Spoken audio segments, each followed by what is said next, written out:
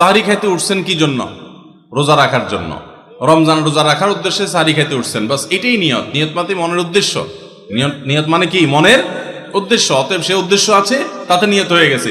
মুখের নিয়ত করাটাকে যারা জরুরি বা আবশ্যক মনে করেন তারা অবশ্যই ভুলের মধ্যে আছেন, এবং এটাকে জরুরি আবশ্যক বানানোর কারণে বেদাত হতে পারে, বরং গুনাহ হতে পারে। রমাদান কেন্দ্রিক একটা ছোট ভুল বলা যেতে পারে যে এই মুখে নাওয়াইতু আন আসুমা দোয়া পড়াটাকে আমরা জরুরি মনে করি। অনেক ক্যালেন্ডার ইত্যাদি দেখবেন এরকম, রমজানের ক্যালেন্ডার, ইফতার সাহরির ক্যালেন্ডার, ওখানে দেখবেন এরকম দোয়া দেওয়া আছে। এই দোয়ার কোনো ভিত্তি কোরআন অথবা হাদিসে নাই। নকল জিনিস বোঝার একটা সহজ পদ্ধতি বলি। এই যে দোয়া আছে নাওয়াইতু আন আসুমা গাদান, এই দোয়ার শেষে হাদিসের কিতাবের নাম, বইয়ের নাম, হাদিস নম্বর, কোনো রেফারেন্স দেখবেন না। বুঝতে পেরেছেন? এটা হলো মেড ইন জিনজিরা জিনিস আইটেম যেরকম দেখেন না, ওই রকম।